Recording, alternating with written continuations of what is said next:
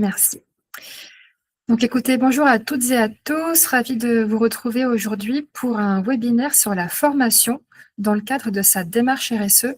Donc comme vous le savez probablement, on organise très régulièrement des webinaires qui ont pour objectif de vous donner des méthodes, des connaissances, des outils sur différents sujets. Ils sont tous accessibles sur notre page YouTube et le sujet qui nous réunit aujourd'hui, c'est la formation. Alors, pour nous présenter rapidement, nous, on est une société de conseil en RSE que j'ai créée en 2019. Voilà, on est une équipe de 4 personnes réparties entre La Rochelle et Nantes et on accompagne les entreprises de toute taille dans la mise en place de leur démarche RSE, que ce soit à travers de sujets de sensibilisation, de structuration, le fait de déployer leurs engagements, leurs feuilles de route et aussi d'apprendre à communiquer et valoriser ces engagements. Donc, comme vous vous en doutez, ça représente pas mal de travail, mais on a bien un élément en commun avec tous nos clients, c'est le volet formation, puisque c'est très difficile pour nos clients de se lancer dans le projet RSE s'ils ne comprennent pas bien de quoi il s'agit, comment ça fonctionne, pourquoi on le fait, etc. Donc, c'est pour ça que ça nous a paru hyper important aujourd'hui de faire un focus sur la formation en particulier. C'est pour montrer à quel point c'est important et comment s'organiser quand on se lance dans une démarche RSE ou bien qu'on en a déjà une et qu'on a envie d'aller un cran plus loin au travers d'une équipe formée. Donc, les objectifs de la journée, du webinaire tout du moins, ça va être de comprendre pourquoi la formation est un levier stratégique, que c'est vraiment, on va dire, un must-have et pas juste une option si on a le temps, etc. Identifier les risques concrets qui sont liés au manque de compétences en RSE pour nos équipes en interne. On va aussi apprendre à structurer un plan de formation concret et adapté à votre entreprise, à vos besoins, et découvrir des solutions concrètes pour faire monter en compétence vos équipes, que ce soit au travers de formations sur site, ou bien de e-learning, ou bien de sensibilisation. Donc, écoutez, n'hésitez pas à poser vos questions au fur et à mesure dans le chat si vous en avez, et on y répondra à la fin du webinaire. C'est parti.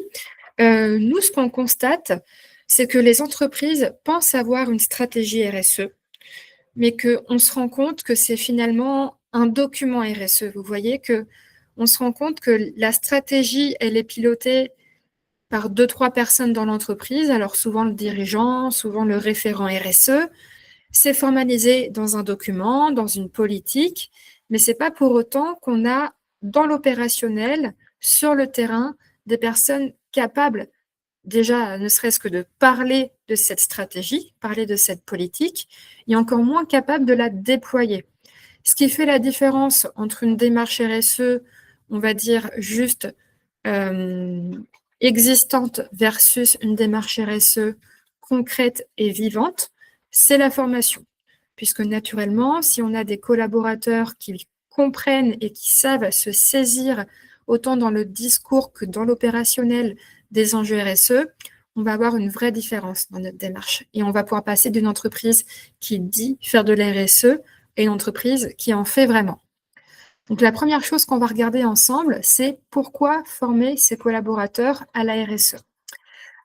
Première chose que j'aimerais développer ici, c'est de rappeler que la RSE ne peut pas reposer que sur une seule personne. Un des pièges les plus fréquents en RSE, c'est de penser qu'elle peut être portée par juste une personne, un responsable RSE motivé, un dirigeant engagé et le reste de l'entreprise qui observe. Mais en réalité, la RSE est très transversale en fait par nature. Elle vient toucher les achats avec le choix des fournisseurs sur des critères responsables. Ça vient aussi toucher les ressources humaines sur les sujets de qualité de vie au travail, d'inclusion. Ça vient aussi toucher finalement de manière directe la production, les opérations, sur l'impact environnemental par exemple, mais aussi la direction sur les sujets stratégiques, le marketing sur les sujets de communication. Bref, ça touche toute entreprise, toute personne dans l'entreprise. Et si les équipes ne sont pas formées, il peut se passer 3 choses. La première chose qu'on constate chez nos clients, c'est que parfois, la RSE reste théorique. On a une stratégie, on a un beau rapport, mais sur le terrain, les pratiques ont parfois du mal à changer. Par exemple, Nous, on a déjà vu des entreprises qui ont une super politique d'achat responsable, mais c'est pas pour autant que les acheteurs savent analyser un fournisseur selon des critères ESG et malgré tout, leur principal critère de choix reste le prix et pas forcément des critères sociaux ou environnementaux. Donc, résultat, il y a une incohérence discours entre la politique et la réalité de terrain. On constate aussi que parfois, des résistances apparaissent. En fait, c'est assez simple à comprendre quand un collaborateur ne comprend pas bien comment fonctionne la RSE, à quoi ça sert, comment on fait, eh ben, c'est souvent perçu comme une contrainte ou comme une surcharge de travail. Et parfois, on entend même que c'est un effet de mode. Or, on voit des études comme par exemple le baromètre RSE 2023 de France Stratégie qui montre que l'un des principaux freins à la mise en œuvre d'une démarche RSE, c'est le manque de compétences et le manque de compréhension en interne. Donc, c'est spécialement un problème de volonté, c'est plutôt un problème de pédagogie. Et enfin, sans formation, la personne qui est référente RSE va s'épuiser parce que on va attendre trop de choses de cette personne. Si tout repose sur le référent RSE, elle devient un peu le goulot d'étranglement. Toutes les décisions remontent à elle. Elle doit convaincre en permanence. Elle doit tout le temps chercher à ramener des gens de son côté. Et ça crée un risque très concret, c'est que si la personne s'essouffle et part du projet RSE, la démarche va ralentir et même probablement s'arrêter. Voilà, donc même les entreprises déjà engagées reconnaissent que le principal frein, c'est pas la motivation, mais le manque de compétences. Donc là, ce qu'il faut bien avoir en tête, c'est que la RSE, c'est pas juste un projet, c'est une transformation organisationnelle, une transformation sans monter en compétences, ça peut pas marcher. Deuxième bonne raison de former ses collaborateurs à la RSE, c'est que la RSE, ça évolue très vite. Ce n'est pas un cadre figé, ça évolue en permanence, que ce soit au travers des réglementations, des attentes des parties prenantes, des standards internationaux. Tout ça, ça bouge. Et l'année 2025 en a été un exemple parfait avec une réglementation, la CSRD, qui est venue sur le devant de la scène, puis finalement qui a pris un petit peu on va dire, de frein, donc qui a reculé, mais qui pour autant est maintenu.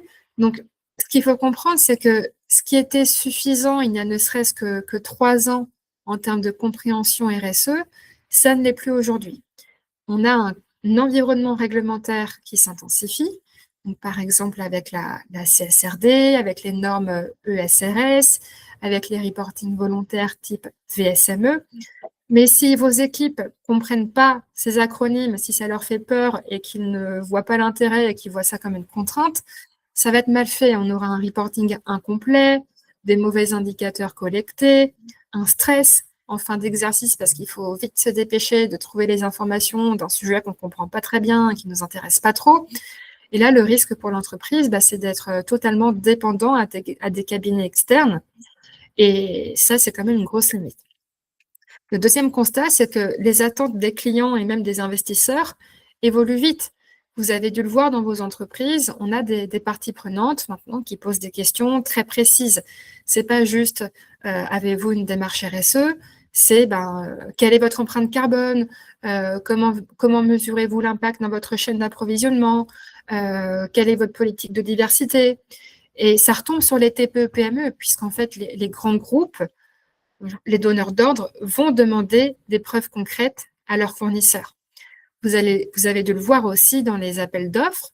Maintenant, ça représente entre 10 à 20% de la note. Ce n'est pas juste des points bonus, c'est un vrai critère de choix dans la note.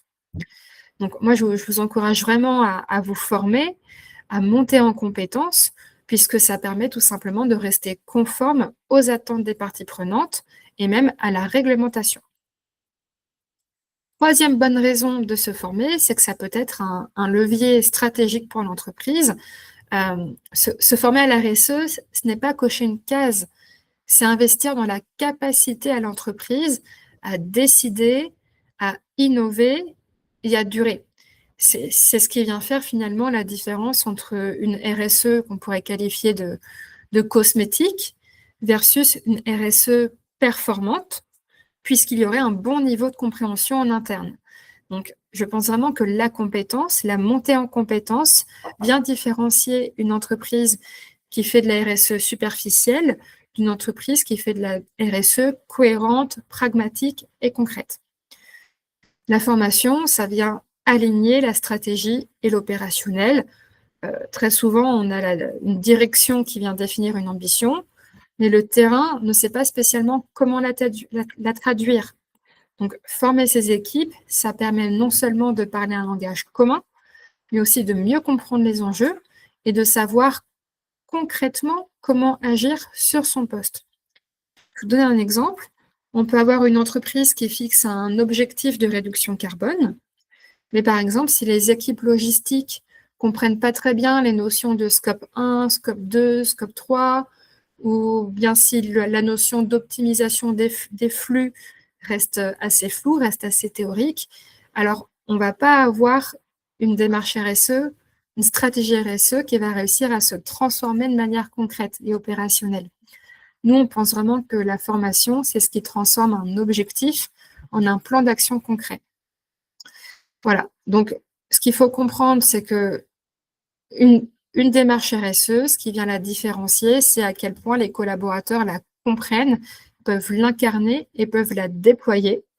Et pour avoir ce niveau de compréhension et d'action, c'est vraiment par la formation, à mes yeux, qu'il faut passer, puisque c'est ce qui va permettre de monter en autonomie les collaborateurs et donc de les engager sur du concret. Quelques risques concernant le manque de compétences dans la démarche RSE. Quand les compétences ne sont pas au rendez-vous, le premier risque, qui n'est pas spécialement réglementaire, il est surtout stratégique. En fait, beaucoup d'entreprises lancent une démarche RSE avec de bonnes intentions, mais sans véritable maîtrise des enjeux.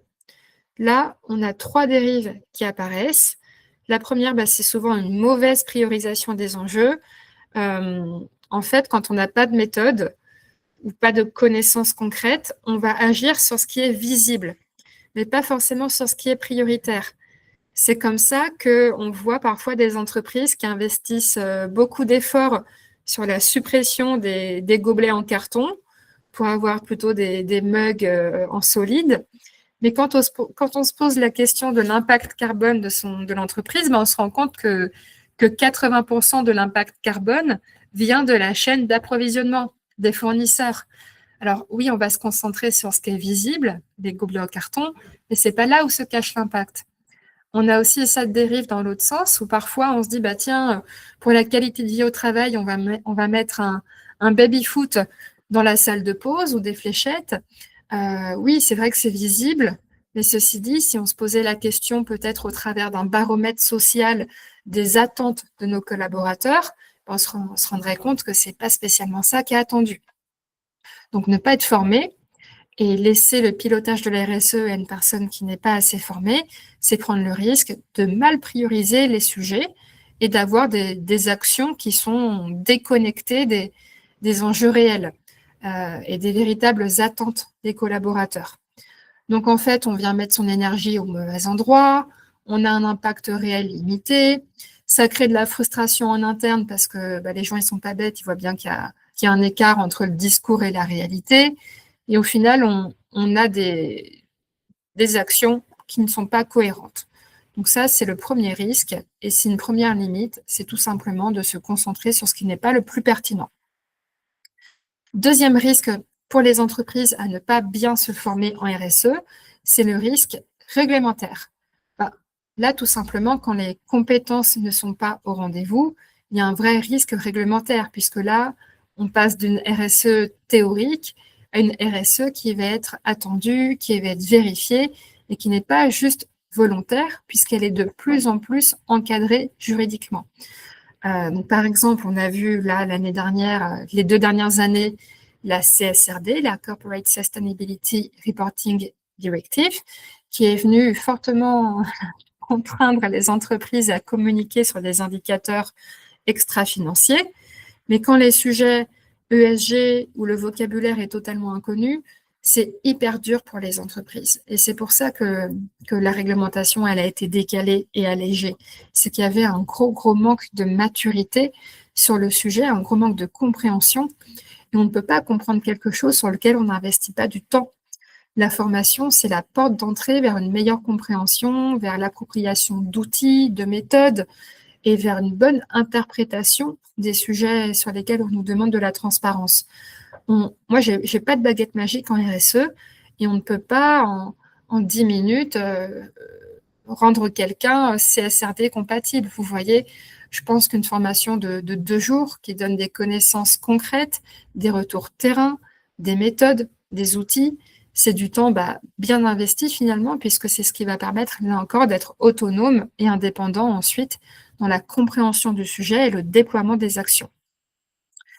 Enfin, le troisième risque, c'est plutôt un risque de réputation qui est énormément amplifié en ce moment par la transparence demandée et par les réseaux sociaux des entreprises. La réputation, elle se construit lentement, mais elle peut se fragiliser très très vite. Nous, on constate que le greenwashing, il est souvent involontaire en fait. Là, dans la majorité des cas, les entreprises ne cherchent pas à tromper, elles vont communiquer avec enthousiasme, elles vont simplifier un message technique, elles vont utiliser des termes qu'elles ne maîtrisent pas spécialement, comme par exemple dire qu'elles sont neutres en carbone, ou dire que leur produit est écologique ou responsable, mais sans y apporter des critères clairs, des indicateurs et des preuves vérifiables. Donc, justement, il faut faire hyper attention à la manière de communiquer et peut-être qu'un des leviers pour que notre communication soit concrète, sincère et transparente, c'est tout simplement de former ces équipes marketing et communication à la RSE et à la communication responsable pour éviter la perte de confiance, que ce soit de la part des donneurs d'ordre, des collaborateurs aussi, ou bien de toute autre partie prenante de l'entreprise. Souvent, ce qu'on constate, c'est que ce n'est pas la mauvaise volonté qui pose problème, c'est le manque de compréhension. Et là, je vous ai pris des exemples d'entreprises qui communiquent, mais qui communiquent mal, donc ça leur retombe dessus. Mais on a aussi le cas inverse d'entreprises qui n'osent pas communiquer, ni en interne, ni en externe, parce qu'elles ont peur de dire des bêtises. Donc là, on voit bien aussi la limite de ne pas être formé, c'est que si on est confiant dans le discours, si on comprend bien les enjeux, alors on peut en parler de manière concrète, pragmatique et transparente. Mais quand c'est un sujet un petit peu flou, sur lequel on n'a pas spécialement été vraiment bien formé et qu'on le comprend un peu, mais pas très bien, soit on va mal communiquer, soit on ne va pas communiquer. Et dans les deux cas, c'est une limite. C'est pas ce qu'on souhaite. Voilà, donc vous aurez compris que la formation, à nos yeux, c'est hyper indispensable, que c'est ce qui permet de différencier une entreprise qui fait de la RSE, on va dire, documentaire versus une entreprise qui fait de la RSE opérationnelle. C'est ce qui vient aussi différencier une entreprise qui n'ose pas parler de sa démarche ou qui en parle pas très bien d'une entreprise qui a des ambassadeurs en interne, finalement, différents collaborateurs qui sont capables de l'incarner et qui sont capables d'en parler. Donc maintenant, on va vous partager quelques conseils pour réussir à bâtir votre plan de formation RSE. La première étape qu'on vous conseille, c'est de faire le diagnostic du niveau actuel. Donc, la première étape, avant même de parler de formation, c'est se poser une question simple. Où en sommes-nous réellement? Qui sait quoi? Donc là, on va essayer de cartographier les compétences. Concrètement, qui comprend les enjeux climatiques? Qui maîtrise les notions ESG? Qui connaît les obligations réglementaires? Qui sait analyser un fournisseur sous l'angle RSE? Souvent, on découvre que certaines personnes ont des connaissances personnelles, que d'autres confondent un petit peu tous les sujets et que d'autres encore pensent que c'est le rôle de responsable RSE uniquement. C'est la grosse dérive que l'on voit ces dernières années. Or, je rappelle que le responsable RSE, c'est un chef d'orchestre, mais il ne peut pas jouer la partition, il ne peut pas jouer les instruments de tout le monde. Le service achat, c'est la flûte, le service commercial, c'est la guitare, etc. Et notre responsable RSE, il peut faciliter l'harmonie, il peut faciliter le décodage de la partition, mais il ne peut pas jouer tous les instruments en même temps. On a vraiment besoin que la RSE redescende de manière concrète et opérationnelle dans tous les métiers de l'entreprise. Deuxième question à se poser, c'est où sont les zones de flou? C'est souvent là que se cachent les risques. Ce que j'appelle les zones de flou, ça peut être des obligations réglementaires. On a vu que ça allait nous tomber dessus, mais comme c'est pas pour tout de suite, on les ignore un petit peu. Ou bien la notion de matérialité, c'est-à-dire le fait de prioriser les sujets les plus pertinents pour éviter justement de se concentrer sur le baby-foot et les gobelets en carton. Parfois, on voit aussi qu'il y a une mauvaise compréhension du carbone, de la compensation, différents scopes. Voilà. Il faut essayer de comprendre aussi là où il y a des incompréhensions pour justement s'assurer qu'on va se concentrer, on va former là où il y a un vrai besoin. Et enfin, se demander quelles sont les fonctions prioritaires. Tout le monde n'a pas besoin du même niveau de formation.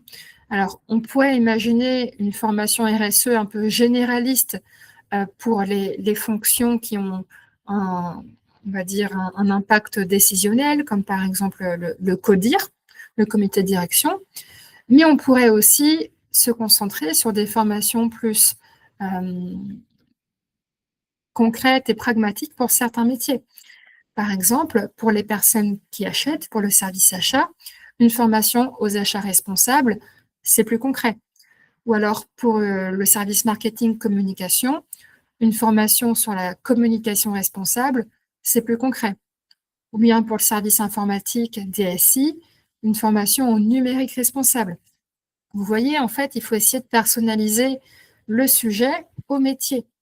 Même si je pense qu'avoir un vernis RSE global est hyper important, on va dire que c'est un must-have, mais en plus du vernis RSE global, faire monter en compétence les personnes, les managers, sur leur métier spécifique et comment est-ce que leur métier ou comment la RSE s'applique à leur métier. L'idée, c'est pas de former tout le monde à tout, mais de former en priorité certaines personnes à certains sujets, ceux qui sont les plus concrets, les plus importants pour eux. Donc, une fois que l'on sait qui sait quoi, où sont les flous, quelles fonctions sont prioritaires, on peut venir définir des objectifs de formation qui sont vraiment stratégiques. Donc ça, c'est la deuxième étape, c'est définir des objectifs clairs. Donc là, on a déjà diagnostiqué où l'on en est. La question qu'on va se poser à cette étape, c'est qu'est-ce que je veux que mes collaborateurs sachent ou soient capables de faire à l'issue de la formation. Donc c'est ici qu'on vient définir un niveau de compétence attendu selon 4 axes principaux. En tout cas, c'est ce que je vous propose. Le premier axe, ça peut être une simple sensibilisation pour tout le monde. L'objectif, c'est de donner une culture RSE commune à tous, plutôt en mode généraliste, et à l'ensemble des collaborateurs. Comme ça, tout le monde va bien comprendre les enjeux, être capable de reconnaître les bonnes pratiques, les risques, et parler le même langage. Ensuite, on va se concentrer sur un niveau d'expertise.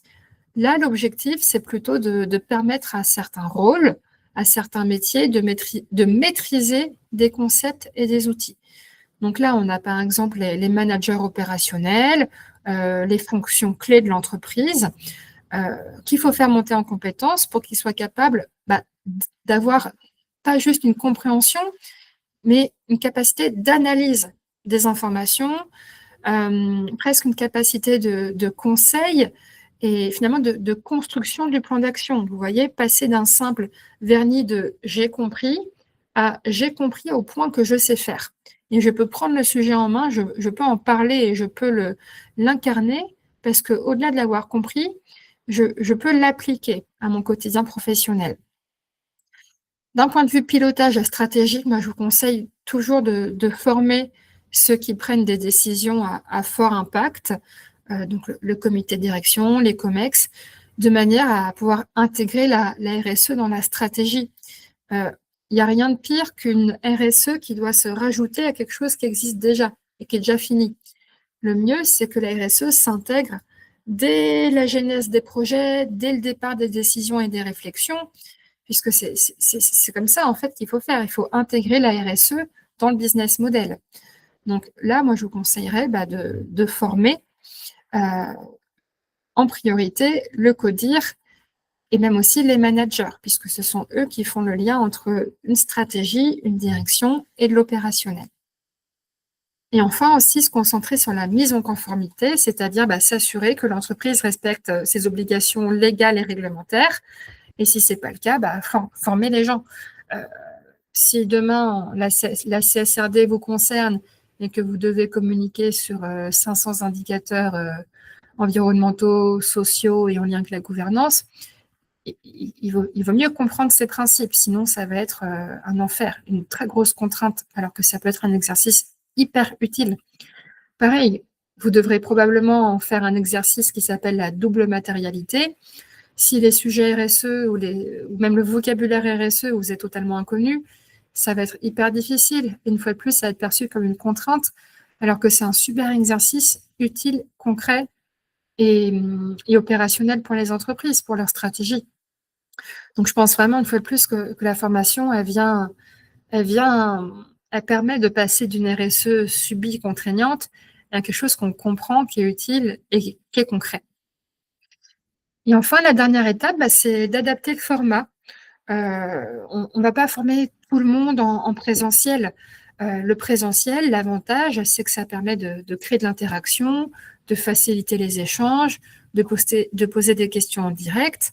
Mais la limite, c'est que en présentiel, on peut former qu'un petit groupe de personnes et une journée, voire 2 journées, mais on ne peut pas bloquer toute une semaine tous les collaborateurs. Donc, moi, souvent, ce que je préconise, c'est une formation en présentiel avec des ateliers pratiques pour que ce soit autant de la théorie que de la pratique, que ce soit vraiment concret. Mais on peut aussi compléter ça par un parcours en e-learning. L'e-learning, vous connaissez sûrement le principe. L'idée, c'est de pouvoir suivre une formation flexible, accessible à tous, à distance et à son rythme. Donc ça fonctionne bien, notamment quand on a des collaborateurs dispersés géographiquement ou qu'on a envie de les former, de les sensibiliser sur un sujet précis, sans avoir la contrainte d'une date fixe, dans un lieu fixe, avec un petit groupe de personnes. Donc, sinon, ce qu'on peut faire également, ce que je préconise souvent, c'est de faire un mix des formats. Par exemple, pour une TPE-PME, on pourrait imaginer une formation RSE en présentiel pour le comité de direction, une sensibilisation RSE à distance pour l'ensemble des collaborateurs, donc plutôt en visio, et puis un parcours e-learning pour des métiers. Par exemple, communiquer sa démarche RSE, on pourrait le faire une formation en e-learning, ou bien les achats responsables, pareil, formation en e-learning. Voilà, donc ne pas hésiter à mélanger un peu les formats, là encore, en fonction de qui est-ce que l'on veut former sur quoi, au travers de quels moyens et avec quels objectifs de compétences et de connaissances à l'issue de la formation. Donc, j'en profite du coup pour vous parler de la Rupture Academy. La Rupture Academy, c'est le centre de formation de rupture engagée. Donc, ça prend 2 volets différents. Le premier volet, c'est celui que l'on est en train de structurer et qui va bientôt sortir. C'est une plateforme de formation RSE en ligne. Donc là, on est dans l'e-learning. On est le 18 février aujourd'hui. Dans 2 semaines, on sort officiellement la Rupture Academy, cette plateforme de formation RSE en ligne. On a déjà 4 formations qui sont disponibles. Lancer une démarche RSE concrète et efficace, devenir référent RSE, piloter et animer sa démarche, communiquer sa démarche RSE et déployer sa stratégie d'achat responsable. Parmi les formations sur lesquelles on est en train de travailler, on a aussi réussir son évaluation EcoVadis. On est aussi en train de travailler sur les 100 bonnes pratiques RSE à déployer, sur structurer sa stratégie de numérique responsable ou sur d'autres sujets qui vont arriver petit à petit au fur et à mesure. Et donc, l'avantage d'avoir une plateforme de formation RSE en ligne, c'est que c'est hyper concret. Là, on vient partager finalement nos retours d'expérience, nos retours terrain. Les modules, ils sont très structurés. Dès qu'il y a une mise à jour à faire, on peut la faire. C'est quelque chose d'assez ergonomique et plutôt un bon outil stratégique pour les dirigeants.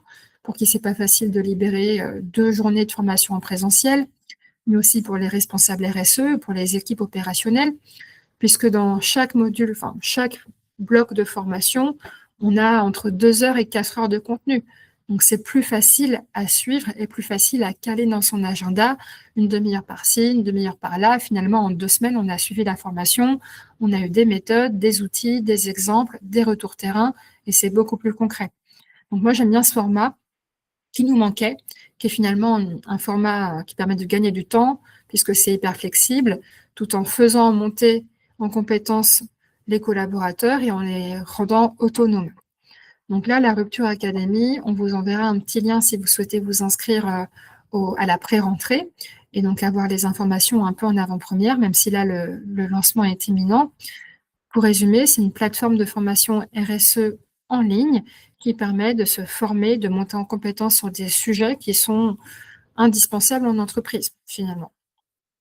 Et après, de notre côté, on a évidemment notre catalogue de formation RSE plus classique. Donc là, ce sont des formations RSE qui vont de une demi-journée à une journée par thématique. Et donc, on voit par exemple qu'on a un module sur déployer la CSRD dans son entreprise. Pour le moment, ce n'est pas encore disponible sur la plateforme en ligne, mais on pourrait imaginer que dans les prochains mois, ce soit un module que l'on vienne totalement digitaliser.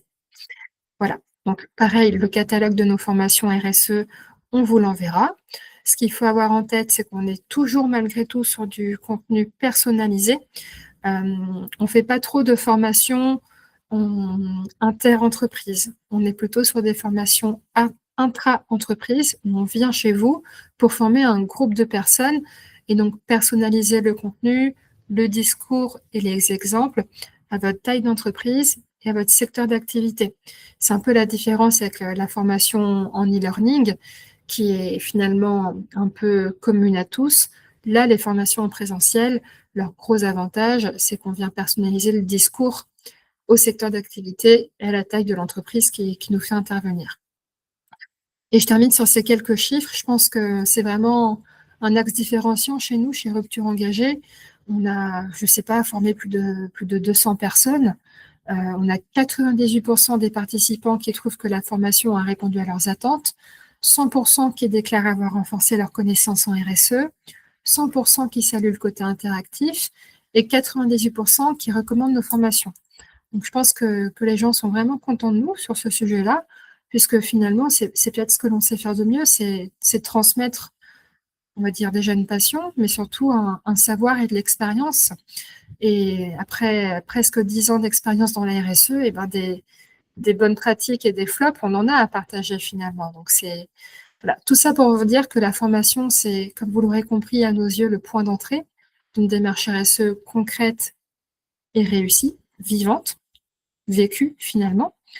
Et que pour ça, vous avez 2 manières de faire, soit des formations sur site ou bien à distance en visio, mais aussi les formations en e-learning qui permettent plus de flexibilité et une autre manière finalement d'envisager l'apprentissage d'un sujet. Écoutez, on arrive à la fin de ce webinaire. Donc gardez en tête le lancement de la Rupture Academy le lundi 2 mars. Vous pouvez aussi regarder nos autres webinaires sur notre page YouTube. Vous verrez quand même plein de contenus gratuits et à mes yeux quand même de qualité, qui permet voilà, d'avoir un premier niveau de sensibilisation et de compréhension des sujets. Et si vous souhaitez plus de renseignements sur les formations, vous préinscrire à la pré-rentrée de la Rupture Academy, eh bien, écoutez, vous avez ici nos coordonnées, mon numéro de téléphone et l'adresse email de Rupture Engagée. Donc, nous, on reste à votre disposition. Et puis, on vous remercie voilà, pour votre fidélité depuis presque 6 ans maintenant avec Rupture Engagée. Et on vous dit à bientôt. Donc, on peut arrêter l'enregistrement.